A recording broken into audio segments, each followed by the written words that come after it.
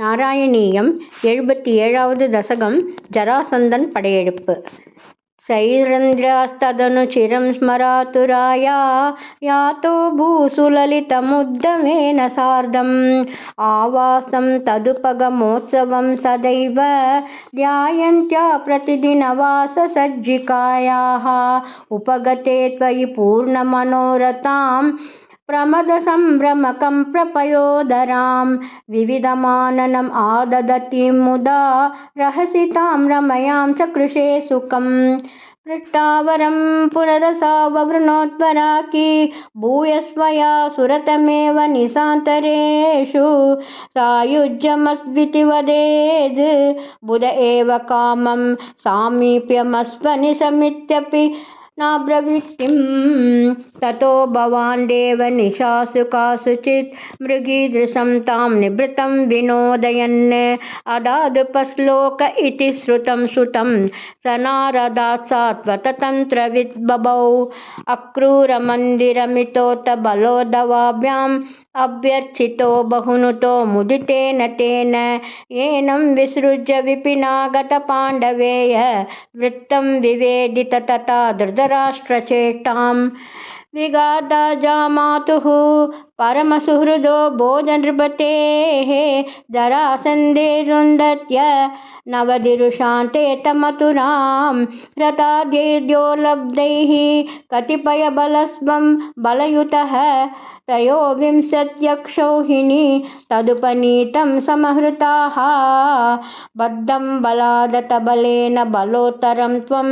भूयो बलोद्यमरसेन मुमोचितैनं निःशेषदिग्जयसमाहृतविश्वसैन्यात्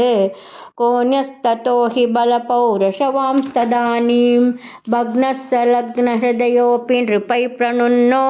युद्धं त्वया व्यदितषोडशकृत्व एवम् अक्षौहिणी शिव शिवास्य जगन्त विष्णो सम्भूय सैकनवति त्रिशतं तदानीम् अष्टादशेस्य समरे समपेयुषि त्वं दृष्ट्वा पुरोत यवनं यवनः त्रिकोड्या त्वष्ट्राविदाप्य पुरमासु पयोधिमध्ये तत्रातयोगबलतः स्वजनाननैक्षीः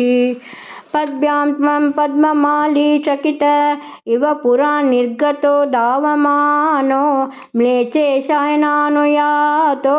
वदसुकृतविहीनेन शैलेन लैक्षीः सुप्तेनाङ्ग्र्याहतेन धृतमतमुचुकुन्देन भस्मीकृतेऽस्मिन् भूपायास्मै गुहान्ते सुललितवपुषा तस्तिषे भक्तिभाजे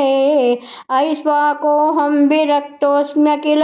नृपसुखे त्वत्प्रसादैककाङ्क्षी हा देवेति स्तुवन्तं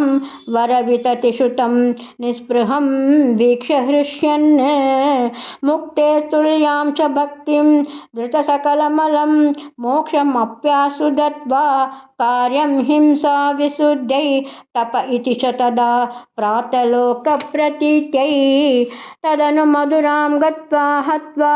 चमूं यवनाहृतां मगधपतिना मार्गे सैन्यैः पुरेव निवारितः